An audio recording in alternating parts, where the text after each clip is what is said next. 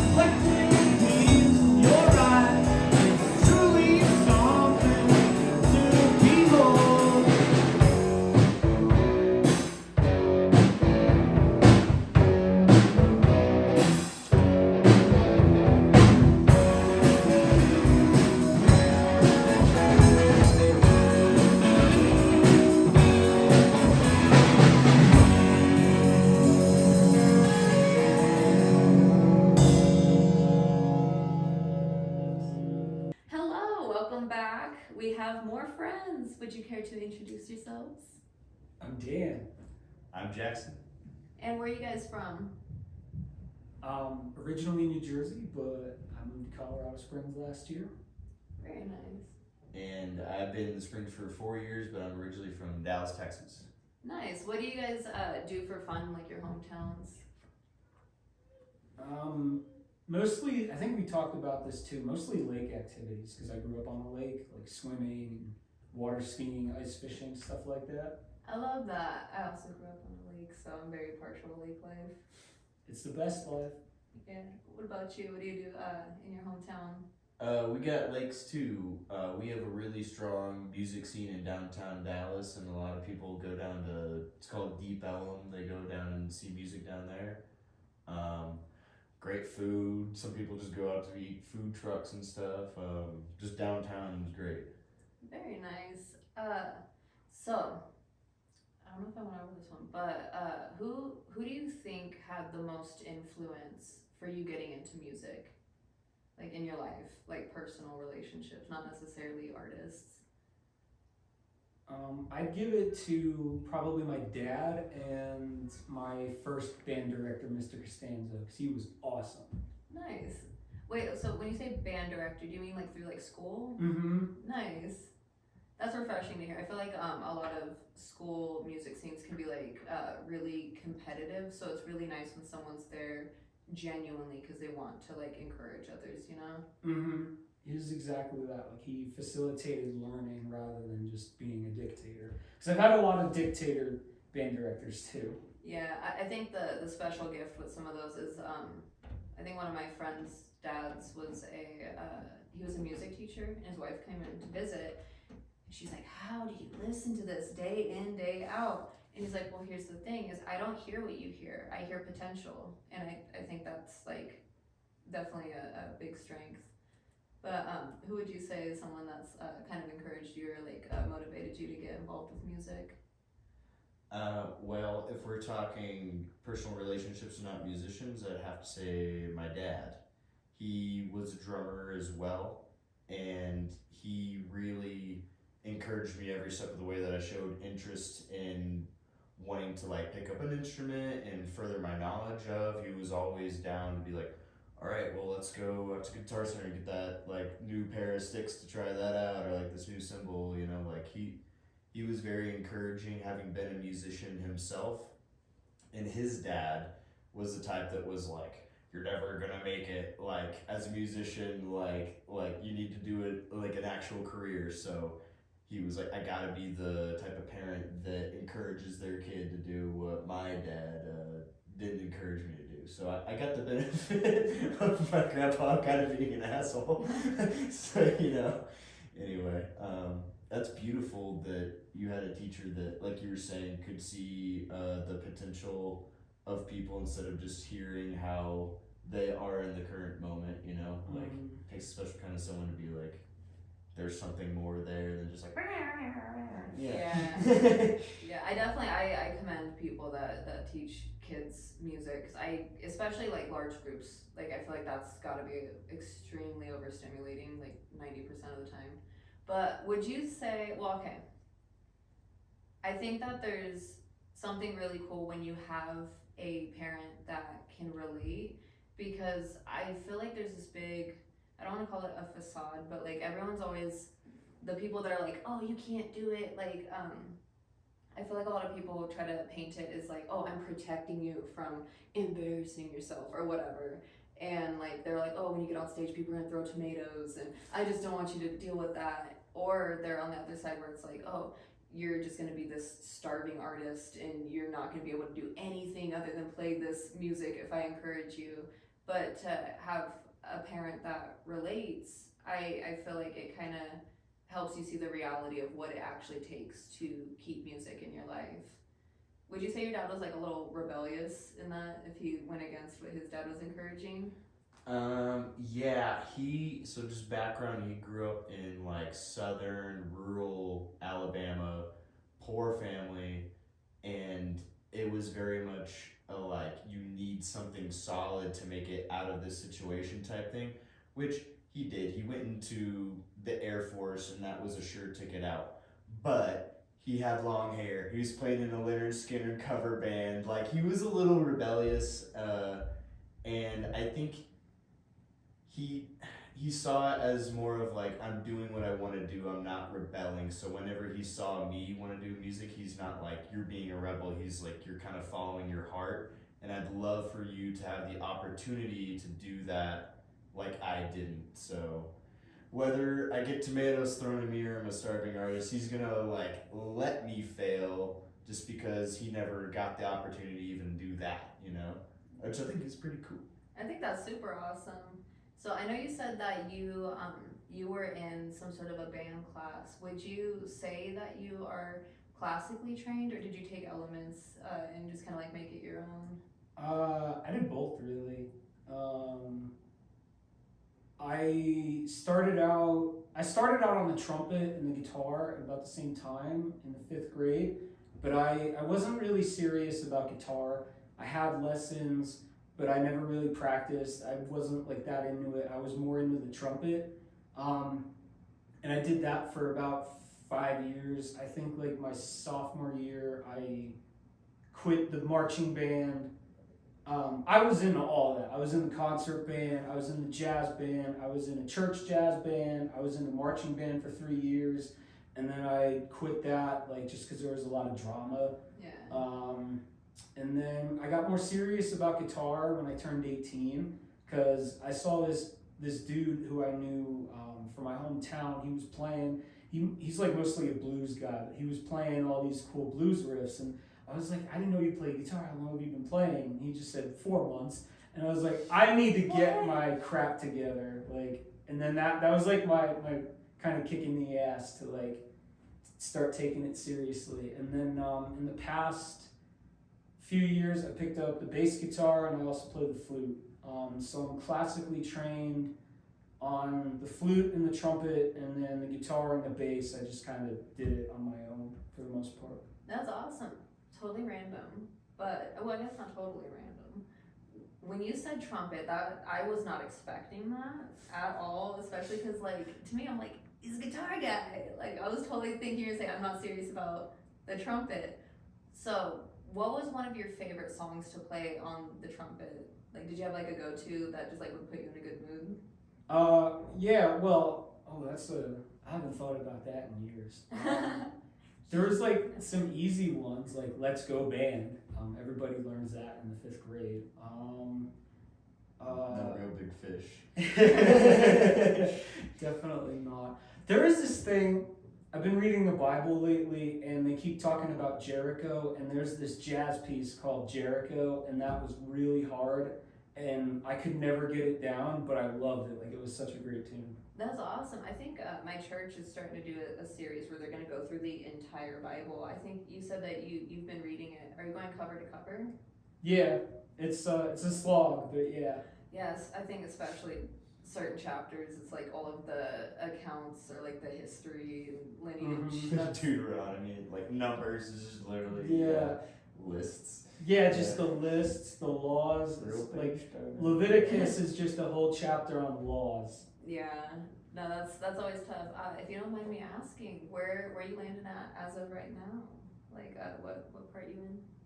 Oh, the Bible. I finished Deuteronomy. I'm at the beginning of Joshua, so I'm done with the Torah. Nice, very cool. And do you have any like classic training, or did your dad like give you any lessons or anything like that? Okay, so how I started playing music was, you guys remember the video game Rock Band? Yes. And how they had like all the different instruments and they had the drum pad and stuff. So the guitars for Guitar Hero, like those controllers aren't really like analogous to playing a real guitar very much. Yeah. But the drum pad kind of is, and it taught me kind of how to like keep a rhythm as I was playing it, and I was like, I might actually be interested in learning how to play like real drums. And I talked to my dad, and he was like, yeah man, like I used to play drums, like let's get you a little kit. And like 3 months after that I was in a band, but I was never classically trained. I always say like I was never in band, I was in bands. Just throughout high school, I was in like 4 or 5 bands maybe over the course of those few years. I started playing drums when I was like 16, but I've never had any music lessons or anything. I've just been like self-taught, you know, like, which I guess is easier with drums. If you can get the rhythm down, you can just listen to a song and kind of feel it out, you know? Yeah. So, yeah.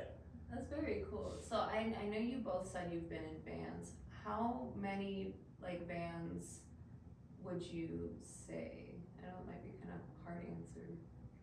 Not including school-related stuff. Yeah, like outside of school, like kind of people that you just like collected over time. 2 actual rock bands, including Deziak, and then a few like one-off projects where we get together, we do one show, and that's that. Yeah, I mean those are always nice. I think it's really cool when people can kind of like duck in and out of projects and be like, hey, you know, like you're cool. I'll tag it if you need some support, you know. Mm-hmm. But what about you? Probably like 7 or 8 over the 15. Yeah, I know. You didn't know I've been with that many people. Well, yeah, I mean, I get around. It's fun. I've lived in a lot of different cities. I've been in a lot of different like friend groups that have, you know, like we're living at this house and then this music project's happening and maybe I'm doing like 2 music projects at that time. I haven't been in the studio a lot to record a lot of albums or anything with a lot of bands, but I've been blessed to be a part of many music projects, and I've done like folk rock, I've done like psych rock, I've done like metal, you know. We did like a little reggae project one time for a little bit, you know. So it's fun to do a lot of different styles and play with a lot of different people just for the experience, even if we're not gonna like always be in a band that's like making albums or playing shows, you know, a lot, you know. That is the goal a lot of the time, but it's really just fun to get the experience for me. I think it's important to have like people that have like their heart in it for like an authentic, like genuine chase instead of just like clout, you know?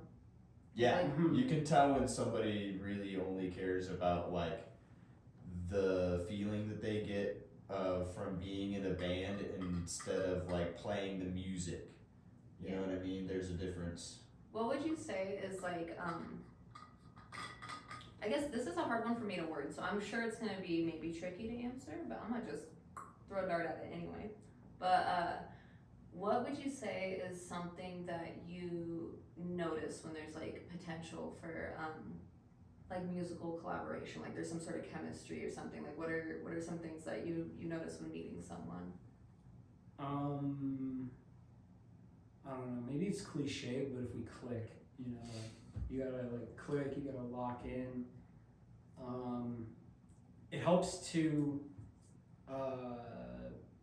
be able to collaborate and kind of jive on the same stuff. Like, you know, okay, like your drummer's playing like, I don't know, polka, and then like you're trying to play rock, and it doesn't really mesh, you know. So like common interests helps. Yeah, common interests, jiving with the personality too. Yeah. Do you feel like as long as it's like personality is important? organic? Yeah. Sorry, I cut you off. No, I am terrible. I will definitely like jump in. My brain is a little bit slower than my mouth, I think. But would you say that when it comes to working with other people, just for any viewers that are maybe nervous about collaborating and stuff, would you say that there's any like warning signs of personality types or things to pay attention to that might be helpful? And that's also probably a tricky one. I guess just your traditional red flags that you see in somebody's personality that you don't like. You know, like I've worked with like a couple dudes who were like sort of misogynists. I wasn't really crazy about that. Do you think it like interfered with like how they approached music?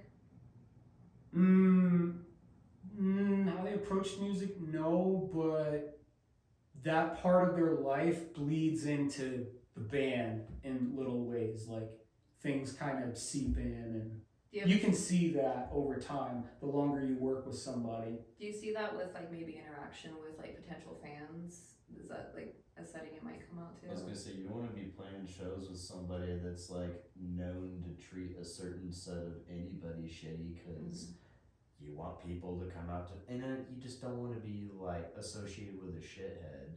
Exactly. But like, I mean, really, all the things that are good that make it good to play with somebody, like the opposite is a red flag. Like, is there give and take whenever you guys are playing together? Like, is there an understanding of like compromise and stuff? Like, there's the initial chemistry, like you gotta click and be like, it's kind of like a relationship. Like, I want to go on a second date with this person. The first date went great. Like, that first jam session was awesome. But, like, over the course of playing together, is there going to be, like, hey, I'm not, like, really feeling this rhythm? Like, is there open communication with that? Like, me and Dan will be like, we're trying this part on this song. And, like, I'm not really liking this. Let's try this.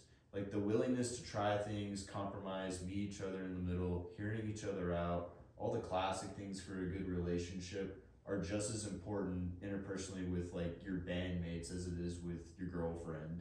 I feel like it's definitely like important, especially when it comes to like taking critique, right? Yeah. There's a great saying, maybe you've heard it too, like when you're in a band, you're dating 3 other dudes. Yeah. That's basically it. That's why there's always beer involved first. You know? Just gotta loosen ease everyone into up. it, yeah. So I did see that you've been like, oh my gosh, when I was doing my homework on you specifically, I saw there were so many shows you're playing, and then there's this photo of you decked out in a wizard costume. What's the story behind that? So we had this Halloween show. I think it was 2 years ago now, and it was called the Fall Ball. So we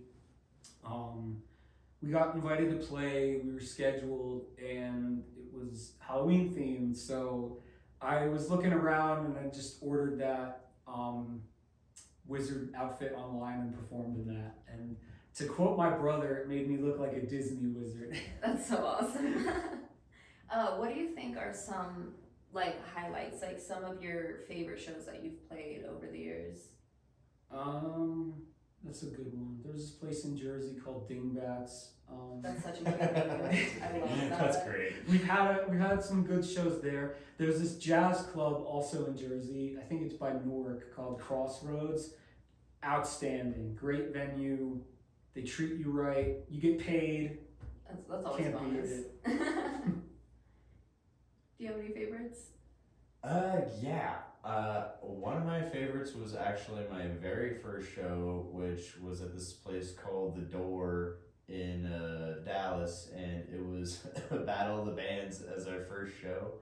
And it was just so funny because I was in high school and like all these people that I was like, I didn't even know you really, and you're just like showing up to my show, like all these different friend groups showed up, and it was just like surprising. But I guess whenever you're in a band, people catch wind, and it's just funny to see who shows up to your show. And then some of my other favorite shows were just playing in my own house, like having our house as a house venue back in Dallas. We'd have a show damn near like every weekend, and after work we'd throw a show in our den and just playing drums in my own house and like looking around and seeing everybody. It's just nice. I guess one of my favorite things is like seeing who shows up, and like all my friends, whenever I'm like chilling on the drums, just like, wow, this is my life, you know? That's awesome. Is this the same one that you said you did the paintings in, or was that a different one? Yeah, so very similar to this vibe right here. Chaos. It was a house of all bartenders, and we took all the liquor boxes that we got and flattened them out, and we would just like tape them to each other in like this patchwork mural, and just invite people to come over and like spray paint, acrylic, like whatever, paint on the wall. So it was like all these different nights of projects like bleeding together on this patchwork on the wall, and it was constantly morphing. We just like throw more stuff over it after one section was done and paint over it again. It was cool. It was this ever constant changing mural. I feel that. This was all spring themed and like lake themed, and now I'm changing it to like a forest. This one's got direction. I love this. This is my favorite part right here. I don't know if the camera can see that well. That's great. Thank you. It's a little wild. When I stare at something for too long, I just complicate the shit out of it. Man. But so okay, when it comes to like playing booked gigs versus like open mic scene, what do you think are like a pro and a con with both settings? Well, an open mic is the pro. Well, to me, the pro is you just show up and play. The con is you got to keep it short, Yeah. and you never know what you're gonna get. Yeah. I've definitely had some mixed reviews on certain nights where like one night like I'll do one thing and everyone's like, that was awesome, and then I do the same thing the next night and everyone's like crickets, no one's giving me high fives, and I'm just like, oh, I want to get out of here. Yeah, if you have like a non-mainstream for that music scene's act, like if you show up to a bluegrass jam band bar in Manitou, you're gonna play some like heavy metal, people are gonna be like, or maybe they might fucking love it, you know, like who knows, but I think Manitou needs more metal. I would love to show up and just like Electric Wizard, like some doom metal, just like rock the fucking house and be like, alright, that was it, later. I feel like the trick with that is you gotta go up like real quiet, real shy. Be very unassuming, yeah. Yeah, that'd be the way to go. I'm down for that. But the pro of a booked gig is, I mean, you're usually getting a little scratch out of it. People know what they're getting into whenever they come to your show. Like, you know, they're coming to see you instead of just like oh, I happened to see you and you were good, you know? So, Yeah, I could agree with that. Like another pro for me is like I guess I'm like kind of a snob or a little too opinionated, but I'm like I see better bands at book gigs than I do at open mics sometimes. That's fair. I feel like also the different characters you meet too. Like when I've done like booked gigs with or like little like festival things with other artists that have been working not just for themselves but with other people as well. Chances are they're pretty cool. Like they're gonna hang out with you, they'll talk to you, answer questions. Open mic, every now and again you come across these cats that are like, I'm gonna be famous. It's like, dog, like we're playing the same stage tonight, like for free. Chill. you're showing up to play the same songs every week, like. Yeah. Yeah. Yeah. Yeah, I get that. I mean, you also get to meet people from like abroad in this continental U.S. speaking whenever you go to book gigs more often than open mic. Open mic's usually like the local crowd. Maybe an outsider is gonna come in once in a while, but like with book gigs, like I hang out in Manitou a lot, and at Armadillo, just in the past month, I've met bands that are booked there from North Carolina, Chicago, like several other places around the East Coast, and that's pretty freaking cool. They're just doing book gigs all summer, you know. I feel like that's fun too because you get to hear so much different perspectives when people travel as well. So when it comes to being a musician, I know we kind of touched on it a little bit with, you know, like your dad being like he had to, you know, do what he had to do to provide, and then he also like worked in the music. How do you feel the tug of war of like work, music, and like your personal life? Like, how do you kind of cope with some of the overlap at times? Well, now it's a hell of a lot better because I'm doing a job that I actually like for once. But in the past, it was really hard. Like I used to be in the corporate scene, and I hated it. So it was just like I was terrible back then at like having a balance. I never wanted to play. That's hard. Do you feel like work just like drained you a lot? Mm-hmm. Dang, yeah. What about you? Like, do you have any like things that kind of like help you deal with some of the chaos of being a musician? Well, like today, luckily, I got to go into work early so I could get off early and come do this. So, like, I am lucky to have a job where I get to flex my own schedule a little bit. So, I mean, that helps. It's a lot, you know, like, we all have to work a lot of hours, just generally speaking, in order to make ends meet. So there's a lot of picking and choosing of what I want to do. Like, do I want to practice? Do I want to do like band rehearsal with Dan today? Like, there's a lot of sacrifices, but I think just, you know, things like opportunities to get to do this, opportunities to like play a show soon, opportunities to do more than just play drums by myself. I'm gonna take that, you know, because it's more than I've been able to do in the last few years. When I moved here from Texas, I spent a few years trying to find people that were gonna be like a consistent jam partner, even not just even a band, and it was a little tough, like finding people that are I'm 31, like around my age, with our work schedules, that are willing to be like, hey, let's meet up on like a weekly or even other weekly basis to like practice music. That's not hard to, or that's not easy to find these days, you know. So No, especially when you add in the whole like chemistry. I know it's through this. I was kidding. No, you're fine. yeah, and then somebody that you actually want to do that with, you know, not even that's like available, but like somebody that you want to start a band with, like.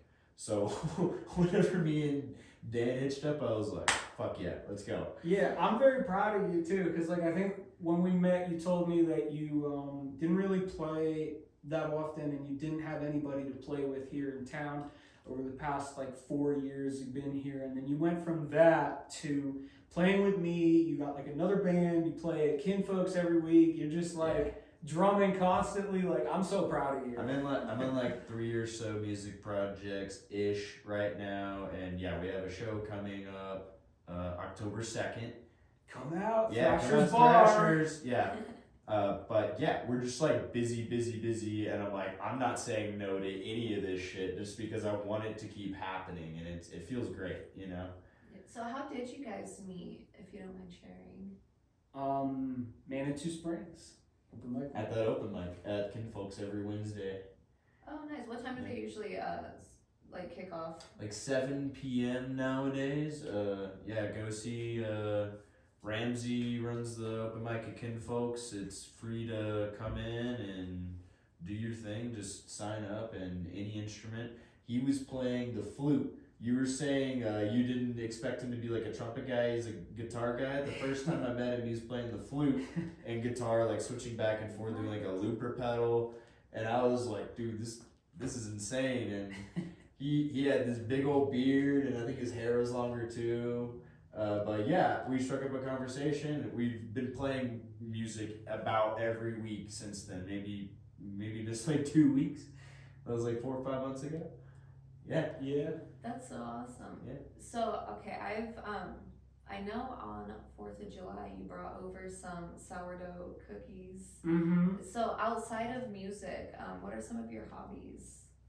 I have too many. I'm like, well, I do the sourdough. I read like a nutcase. I'm reading like 5 books right now at this point. It's getting On top out of the hand. Bible?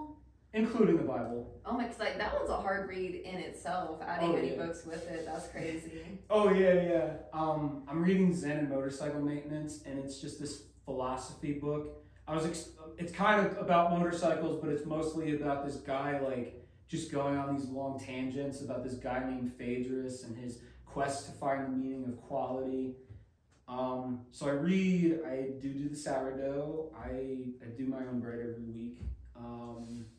I don't know, I'm really, basically like my life in a nutshell is just like probably 50% music and then like 50% like outdoor adventurous stuff. Like I like to camp, I like to hunt and fish and ice fish, and I grew up doing all that stuff.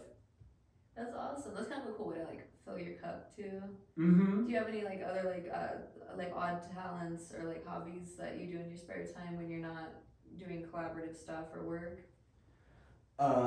Yeah, okay, so I will say for work, I am a chef, so that is like a very demanding, like that takes up a lot of my time as is.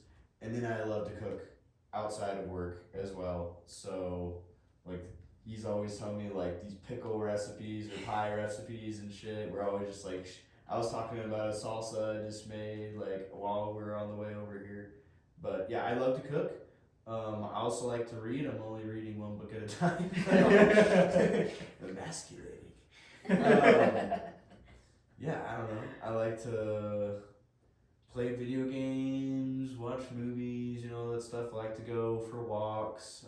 It's getting to that great time of year right now. It's fall, and just make a nice cup of hot cider and go for a nice little walk. I can see Pikes Peak from my house, and I live right by a few trails, so it's nice to just, strike out. That's always nice. Yeah. Do you have any like favorite like spots or like local trails? If you want to keep it classified too, that's fine. No. It's nothing secret. I'm right by Red Rock Open Space. It's like a 5-minute walk for me, so that's a frequent one. I'd say Ring the Peak currently, because that's where I do my ruck workout. And what's a ruck workout? it's where you hike with like a weighted pack on your shoulders. So I have like I basically just have a backpacking bag, and I just load it up with all my crap and like just set off. It burns a lot of calories, and it gives you a great like ass kicking workout. Like if you're training for like the Pacific Crest Trail or something like that. Yeah. Exactly. And Ring the Peak, it's great because nobody's ever on it. It's what's the town that's past Manitou? Cascade? Starts with a C. I don't know. It's in that general area, and you go up 24, and then you pull off, and then you go up this like very steep incline, and then you basically just switch back all the way up this ridge, and then you get all the way to the top of the ridge where you can see the highway down below you and the ridge across from you, and then the springs way out in the distance. It's awesome. That sounds beautiful. Have you ever been up 24, and then like as you're going through that pass into those mountains, there are these big tall ridges on either side? I don't think so. I'll definitely have to add that to like my list. I just finally did the incline recently. How was that? Woo! I don't know if you ever seen. Have you seen like Hot Rod or like Tommy Boy when they just like fall and keep falling? The whole time I was up there, I was like, "This is gonna be that for me. I can feel it." And then there's someone with like a baby on their back just doing it like no problem. I was like, "What?" I was like, "Can I get next?" Like. I think I died laughing for like 3 minutes straight when I first saw that scene in Hot Rod. It was just so out of left field. He just keeps falling and falling. So fucking good. I love that one. I love Andy Samberg. It's hilarious. So I'm gonna gear shift a little bit. Murky water, heavy talks. But that same 4th of July that we were hanging out, I remember I was getting all, I don't know, I'm a depressive cat, not to tell on myself. But I think we were talking about unconditional love, and then you followed up with me a couple weeks later, and you said that there was something about that conversation that was like kind of like stirring you a little bit, or like that like had kept you thinking about that conversation. If you care to explain like your view on it. I don't know. Like it's also kind of murky, cause like, well, it makes me think about my Grammy a lot, and like she passed away almost 6 years ago now, and I really loved her, and I got to thinking that around the time she passed, like she was one of the only people in my life that I think has loved me unconditionally, probably like her and like my family as well, like my parents and whatnot. But I think you were saying you don't believe in it. Yeah. And I was thinking around the time she passed, I had this thought that, and for context, I'm kind of anti-marriage. And I thought like I would only ever want to marry somebody if they loved me like unconditionally, the same way that my Grammy did. Obviously, it's like gonna be different, but you know. Just like the grace and compassion no matter what kind of thing. Exactly. Yeah. And then you were saying you didn't believe in it, and then that got me thinking about it, and I'm like, I wonder if it exists. Yeah, I think my thing is I am huge into like when I read books, like I always read like self-help stuff and like all sorts of things on that. Like I'm a huge mental health advocate, and like communications like is a interest of mine. I'm not great at it, but it's just an interest of mine. And I just like I hate to sound like so like, what is it? It's the opposite of optimistic, pessimistic. But I think I've dealt with so many people in my life that have like abuse or like abusive patterns in their cycles. So for me, it's like you can't love somebody like that. I think it's less of like being like not giving someone grace. Like people can make mistakes, people often do. I don't always think it's the issues that you get in, but more how you resolve the conflict, I guess. But for me, like this, once again, it sounds so pessimistic, I'm sorry, but I'm a big believer in anything that you allow someone to do, eventually they will.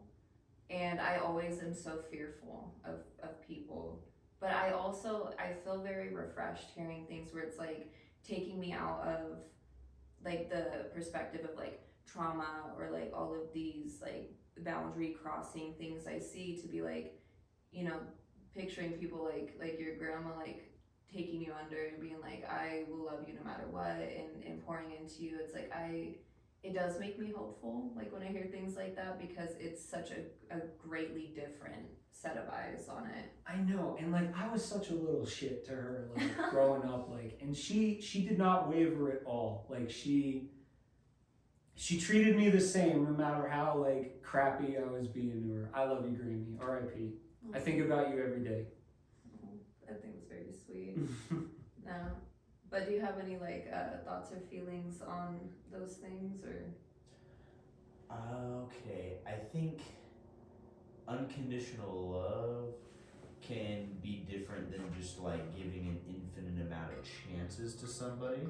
I like that. You know, like how I heard it one time, kind of reframed it for me was like, I still want them to eat, just not at my table. Hey. Like a few years ago, I had to part ways with someone that I considered my best friend for like over 8, like it was like a 10-year best friend type of relationship. You know, I was like, dude, we're gonna be best friends forever, you know? Like, and he did some stuff that I really was like, you know what? We're not friends anymore. Do I still love you? Do I still want the best for you? Yes. I think that that's unconditional love. I think that like even despite someone wronging you and you wanting not really anything to like do with them day to day anymore, I still love that guy, you know? And it's the same thing for like romantic partners that I've had or like family members and I'm like, I wish you luck, we don't really talk anymore type thing. Like I think unconditional love exists in more forms than just like I'm gonna allow you to be in my life no matter what you do, you know. That I guess that's how I feel about it, you know. Like unconditional love can mean forgiveness. It can also mean like I'm taking space for myself, and that's what's best for both of us. But like I fucking love you, and I want the best for you. Almost like the most loving thing you can do with some people is give them that space. Yeah, yeah. So and like, you know, my parents I think is the strongest example of unconditional love. Like they've always been there to support me through any mistakes that I've made. Like they've always been like, Jackson, you know, we love you. We all like you might have messed up. We just want you to know like we love you, we'll always care about you. Like they always tell me that whenever I call them and I'm upset or something's happened or anything like throughout my whole life, you know. So I mean they're my biggest like example of like to aspire to. This is what the best example of unconditional love is for me. But I've also had to make my own definition, and sometimes it means like walking away from people, but it doesn't mean that I don't love them anymore. I feel like this is like deeply helpful for me because I don't want to be a pessimistic person forever. I don't want to view the world through wounded eyes my whole life. Like I think that's also the beauty of, you know, some of these conversations is, you know, sometimes I like to imagine that maybe it touches the heart of someone out there, but sometimes it's like you can't learn all you're supposed to if you don't talk to people, you know? But I think that shift from viewing unconditional love as unconditional compliance, that's a really big shift for me.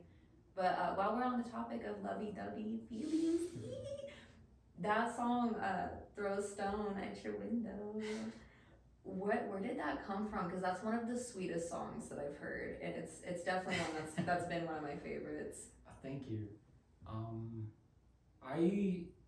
It randomly just came to me. I was doing chores at the house, at my parents' house when I still lived in Jersey, and I had to take the ashes out. And you know, if you're watching this, Mom and Dad, you know what I'm talking about. I had to take the ashes out one night, and I dumped the ashes outside, and then I just like started singing it, and I'm like, that's pretty good. And then I just kind of I think I sat on it, and I think then like a year or so afterwards, I bought my acoustic guitar, and then I finished writing it. And then I guess to me, it's just kind of the idea of like you want to you know, throw a rock at somebody's window and like take them out for a romantic getaway or something. I think it's like one of like the sweetest visuals ever. Like every time I hear it, I think I just picture, you know, just like little like high school sweethearts, or like, you know, just someone being like, hey, like, you know, I can't stop thinking about you, so I'm bug you a little bit. Hello, like, you know, but yeah, that one's one of my favorites. So also to piggyback on that, have you ever broken a window? Actually, I have, but not in that romantic sense at all. I kicked a soccer ball through a window once. Oh my gosh! Wait, like it was just in your yard, and you're like, get out of here! Boom! Yeah, Or I like broke you're the playing kitchen soccer. window. That's impressive, yeah. Yeah, I was just kicking it around in the yard, and I like thwacked it, and then I broke the kitchen window. Oh my goodness! And I was like, "Mom, I'm sorry," and I had to deal with all that.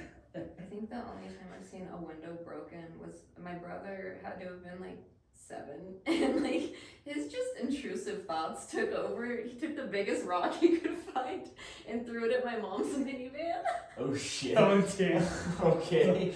We were like, "What were you thinking?" He's like, "I wasn't." Like, sorry, it just cracks me up. No, every time I that's think about I'm it. just like trying to picture your mom's reaction. Like, oh my god, dude.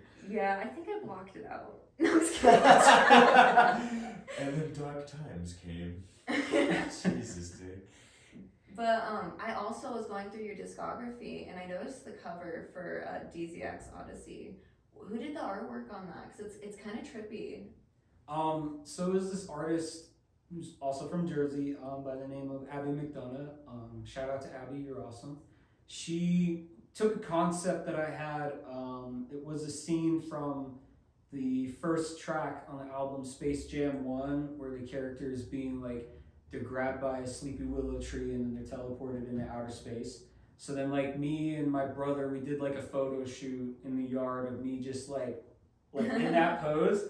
And then she took the concept and ran with it, and then made she drew it digitally in the computer. It's beautiful, like, and I like that I feel like it has like this like cool like outer space psychedelic vibe while still remaining fairly clear and minimal. I think that's very hard to pull off, like artistically.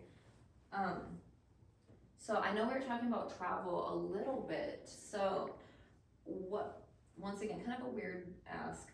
I'm a wordy cat. But what do you think were some of your favorite places to visit as a child versus the places you like to visit as an adult?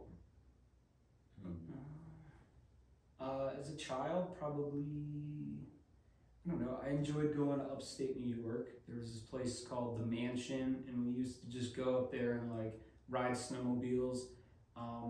We used to do the same thing. We used to go to this resort in Canada called Lac La Claire in Quebec, and did the same thing, just did a bunch of winter activities. As an adult, that's really hard to narrow it down because I don't know. I enjoyed going to Costa Rica. I enjoyed being on the Pacific Coastal Highway, like in Oregon and California. Oh, that one's beautiful. I don't do a ton of traveling, but that one I know. It's because I grew up out there. So we go from Northern California to Southern California a lot. That was always like my preferred route. It's awesome. It's a great road. And there's like all these like tsunami warning signs, like warning, you're an hour in the tsunami zone. Like, Just drive faster, yeah. Get a surfboard. Or a boogie board. Depends on your skill set. But what about you? Like, what were some places that you liked going as a kid versus like an adult? Okay, this is how I knew I liked New Orleans, because I went there as a kid and I couldn't drink yet, and everybody's like Bourbon Street, you know, like Mardi Gras.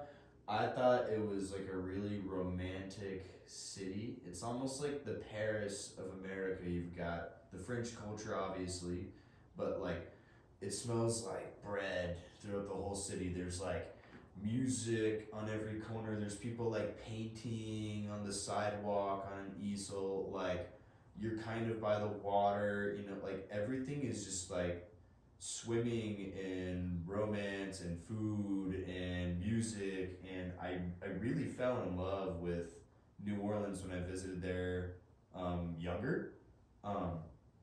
My favorite place to go now, this is so lame, but I love to go back home and see my family. I love that. Whenever That's so sweet. to see mom and dad. Whenever I get to go back, I love to. I don't get to go back often enough. But yeah, I just love going back to Texas and going to Dallas and Austin and seeing my family and seeing my friends, and just I don't really miss the heat and the traffic, But I mean, everything else about it, the Tex-Mex, the barbecue, they've got the great music scene down there. You know, like I love that. I'd love to visit like Mexico or something if I had the money, but I just love going back home as an adult. It pulls at my heartstrings. No, I feel that my dad's been down in Huntington, and I swear anytime that I have a chance to visit, I tend to go out there. But I mean, I just also love the beach and miss it often. You talking about Huntington Beach, California? Yeah, that's what I was I've been born. there. Really? Yeah, Cool. Gwen Stefani. No, I'm just kidding. Ignore me. I've been there. Just had a beach day there once, and I think they were doing like a Vans thing. They had a big like The US surf Open? event. Yeah. Yeah, ooh, I love that. That's one of my favorites. And I found out, fun fact, anyone in that area, it's not illegal to busk down there. So Cool. I always like to keep that in mind. Is it illegal, I guess, on all the other beaches near it? It's so spotty because everyone's trying to be famous near Hollywood and That's the area. fair. Like, if there's an annoying amount of buskers, I could see yeah, okay, fair enough. Yeah, but that one also is just like, it's so beautiful. I aspire to figure out something where I can play it out there at some point. One day, maybe. My goals are like right in reach. I'm just like, Yeah, the world's your oyster, gotta apply myself later. No, I'm just kidding. So, do you find yourself, like, when you're like stressed out or like need to catch your breath or like need a moment, are you more drawn to like trees or like water sources? Probably water. I'm definitely a water child. It's the lake life. It's the little fish. What about you? Yeah, I mean, I love the water. Like, I love eating stuff that comes out of the water. But I do love to be by just like sitting by a creek or something, just like let my mind go, you know, just like the whole world can go by, and I'm finding catharsis just sitting there by the riverbed, you know. Love it. Yeah, I used to do a lot of walking because I grew up right outside of Yosemite. So all the trees and everything, and there's this like little lake about maybe 30 minutes to an hour from Yosemite called Tulloch. And I swear I would go and like hop off the bridge, take a trail, and like just sit where I could see the water, all these trees, and then like these like little cliffs that we used to jump off of, and I could sit there for hours. Like I just would bring a sketchbook, some paraphernalia, and then Yeah, you got to bring the trees to the river, right? Yeah. yeah, I think my favorite game that I ever played was always anyone with a boat or a jet ski. I'd go up, are you local? Because it's either yes or no, but you got a conversation and you might end up with the ride. You're That's one of fair, those yeah, people. Oh, absolutely. I saw a lot of that too. Like, Opportunists. hey, you got a boat. Boat hoppers. Hey, but at least me and my friends, we were fun. We brought a little bit of fun with this, or at least we tried to. Gotta have that. Yeah. Yeah, just don't give my one of my friends too much tequila, then she stops being fun. Okay, last question. Do you have like a favorite time of year? Probably winter. I was getting that vibe from you when you were saying you do a lot of winter activities. Mm-hmm. What about you? I love summer, you know. I love big old margarita, big old michelada, you know, sitting out on the deck, just like shirt off, letting the sun beam on you. He likes Yeah, to I don't know. party. I like being outside, you know. I like, yeah. It's like I like a nice long summer day, you know. That's fair. I'm torn between like summer and I love autumn, but I will say if it's been like a really long winter where I'm like snowed in all the time, I get a little antsy. I think it's the best time of year for art because like you're kind of like incubative, like you have to do things to express to like stay sane. But like when the flowers start coming out and the weather gets nice and it's like between warm weather and snow, I've been finding that's been something I really, really enjoy. Get a little of that Jack Nicholson, The Shining manic energy, write a novel, snowbound hotel. The flowers are back. I literally started painting this entire thinks, I was going stir crazy. Like I was losing it, and I was like, if I can make it to spring, I'll be fine. So I started painting spring.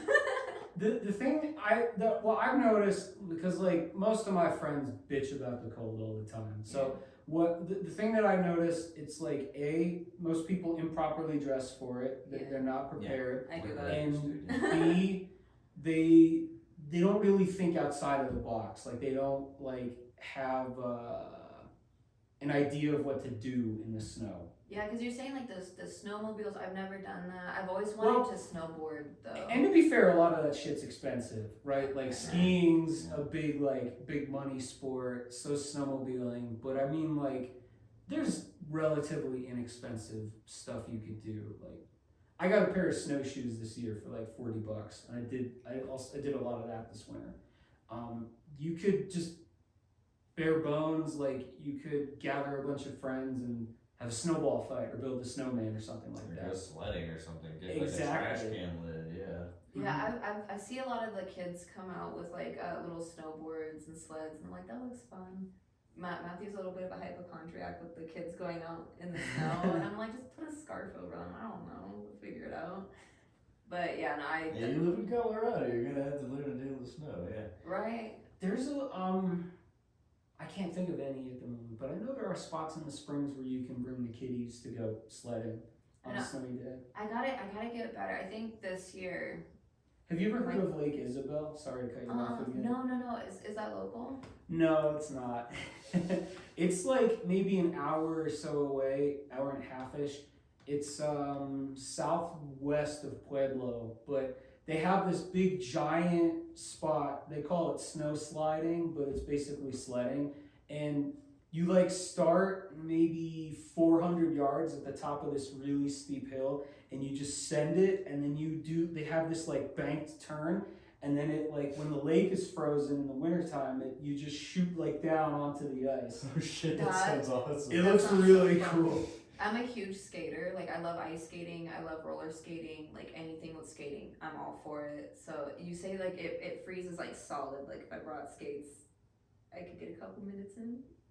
You might have to shovel the snow because area gets a lot of snow. I'd be willing to if I could, because I've only done ice skating in like the rinks and stuff. I feel like being outside and doing it would be so much cooler.